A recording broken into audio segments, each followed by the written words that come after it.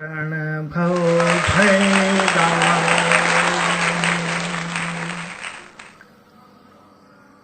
आज के इस विलक्षण समारोह में उपस्थित और इसके हेतु जिसके लिए समारोह रखा गया है वो हमारे आराध्य मर्यादा पुरुषोत्तम भगवान श्री राम।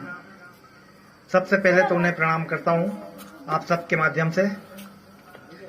जितने भी लोग इस सदन में मौजूद हैं, मेरा उनसे करबद्ध निवेदन कि अगले 2-2.5 घंटे जो हम संवाद करेंगे उसमें मुझे आपकी पूरी सहभागिता चाहिए और जिस विषय पे हम बात करने जा रहे हैं उस बात में मुझे आपकी उन्मुक्तता चाहिए, आपकी खुशी चाहिए, आपके चमकते चेहरे चाहिए। यहाँ सनातन धर्म पर आस्था रखने वाले लोग बैठे हुए हैं, यहाँ इस्लाम पर ईमान लाने वाले लोग बैठे हुए हैं, यहाँ दशमेश पिता की संतानें भी बैठी हुई है, कुछ पगड़ीधारी बंधु भी बैठे हैं। ये क्यों आ गए हैं? इसका कारण है इतने लाखों वर्षों बाद भी भगवान हमसे पराया है। हर बार आया है, हर बार आता है। कभी वह कृष्ण बनकर आता है, कभी राम बनकर आता है, कभी गुरु गोविंद सिंह जी बनकर आता है, कभी सल्लल्लाहु अलैहि वसल्लम हुजूर के रूप में आता है, कभी दशमेश पिता के रूप में आता है, कभी बुद्ध के रूप में आता है। उर्दू की शायरी कहती है, कितने अवतार हुए कितने पैगंबर आए, कितने अवतार हुए कितने पैगंबर आए, तू न आया तेरे पैगाम बराबर आ। उसके पैगाम जरूर आते हैं, लेकिन हम लोग बहुत शातिर है, मनुष्य बहुत शातिर है।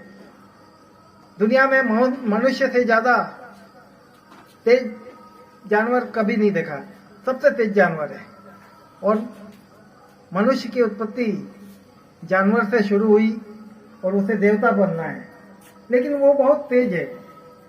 जो काम उसे कठिन लगता है उसे वह कोष्टक में बंद कर देता है।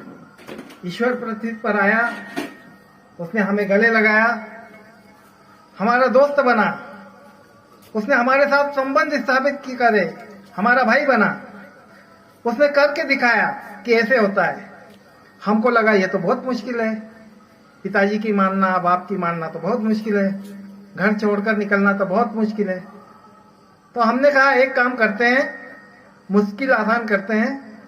ये ईश्वर है, इसे मंदिर में बंद कर देते हैं, फिर कहेंगे कि ये ईश्वर है, ये कर सकता है, हम तो आदमी हैं। हमने चालू पन्ने से काम लिया। महात्मा गांधी के मार्ग पर चलना कठिन था, इसलिए हमने हर शहर में महात्मा गांधी मार्ग बना दिए। ईश्वर की पृथ्वी पर यात्रा मनुष्य की पशु से देवता बन जाने की यात्रा है। आज की तिथि में इस कार्यक्रम को संबोधित करते हुए जहां कुछ हजार लोग सुन रहे हैं, उसमें ये मैं मानता हूं कि कुछ न कुछ ईश्वरीय योग भी है।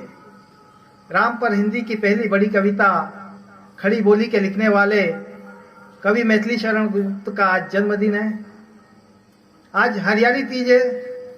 आज ही के दिन भगवान शंकर ने माता पार्वती को अपनी पत्नी के रूप में स्वीकार किया था और गोस्वामी तुलसीदास जी रचित रामचरितमानस यहीं से चालू होती है, जिसमें भगवान शंकर मां पार्वती को कह रहे हैं कि मैं किसकी पूजा करता हूं। आज ही का दिन तय हुआ था, जब ये दिन तिथि तय हुई थी मुझे भी नहीं पता था कि हरियाली तीज है। आज की सभा उपनिषद थे। उपनिषद कैसे? उपनिषद शब्द की बड़ी प्यारी व्याख्या है। जब हमारे ऊपर बाहरी आक्रमण शुरू हुए 10वीं शताब्दी के बाद में,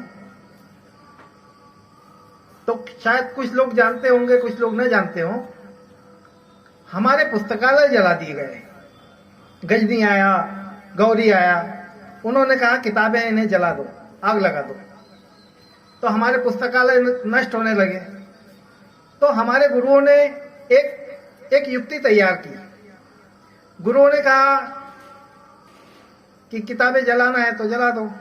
गुरुओं ने अपने गुरुकुल में जो जिन विद्यार्थियों को पढ़ाया था उनमें जो श्रेष्ठ विद्यार्थी था, जिनकी बुद्धि थी, तेज चलती थी, स्मरण अच्छा होता था। उन्हें अपने पास बुलाया और कहा, मुझे गुरु दक्षिणा दोगे बेटा? शिष्य ने कहा, गुरुजी मैं तो आपके यहाँ 4 साल पढ़ा हूं, बताइए मुझे क्या करना है। तो उन्होंने कहा, गुरु दक्षिणा में मुझे कुछ सामान वगैरह मत दो, ये 4 वेद है, इन्हें याद कर लो, इनको याद कर लोगे तो मैं मान लूंगा कि गुरु दक्षिणा हो गई। और एक मुझे कसम दो कि हर साल एक विद्यार्थी को याद करवाओगे 4 वेद।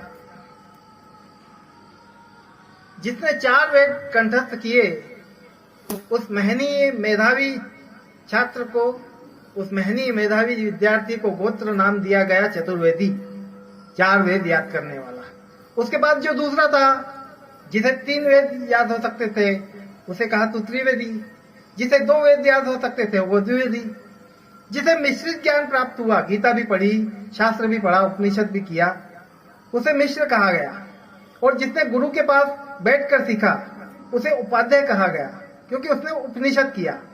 तो आज हम और आप उपनिषद कर रहे हैं, एक दूसरे के पास बैठे हैं और इस बात पर चर्चा कर रहे हैं। आप सोच के देखिए कि आपकी कॉलोनी में 3 कोठी दूर, 3 फ्लैट दूर जो आपके दोस्त रहते हैं, माहेश्वरी जी, वो फोन करके कहते हैं कि गुप्ता जी मैं आपके यहाँ आ रहा हूं, मैं और मैडम आ रहे हैं। तो आप क्या करते हैं?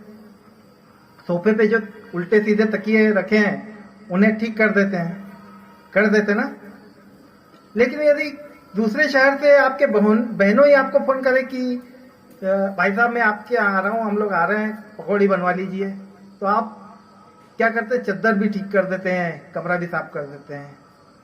लेकिन किसी दिन आपका कोई सुपरस्टार जिसे आप पसंद करते हैं, सचिन तेंदुलकर, विराट कोहली, अमिताभ बच्चन, प्रधानमंत्री, कोई भी, वो यदि आपसे कहे कि मैं आपके यहाँ आ रहा हूं, तो आप इंटीरियर वाले को बुला लेते हैं कि सामने से सही कर दो, गेट भी सही कर दो, पेंट भी कर दो, ये भी कर दो, बड़ा अतिथि आ रहा है।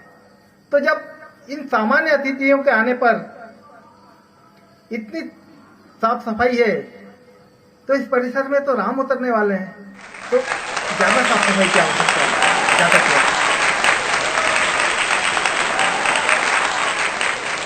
आप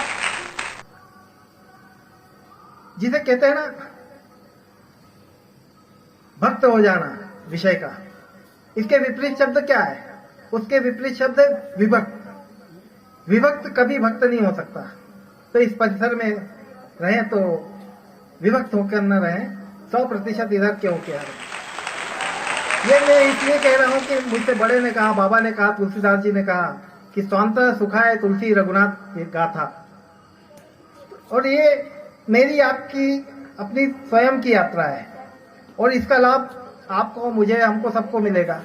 हर कला अपने आप में शुरू होती है, अहेतुक शुरू होती है। अहेतुक बड़ा प्यारा शब्द है। जैसे 2-2.5 हजार किलोमीटर दूर बीच समुद्र में 3 लहरें 4 लहरें बड़ी बड़ी आपस में उलझ के आधा किलोमीटर ऊंची उठ के नाचती है, तो इसलिए नहीं नाचती कि सैटेलाइट उन्हें देखे, वो इसलिए नहीं नाचती कि वो डॉल्फिन बाकी की जो तैर रही है उसका डांस का कोई शो करवाना है।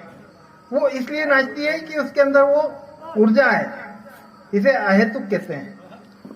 तो आज हम और आज का ये सदन अहेतुक सदन है।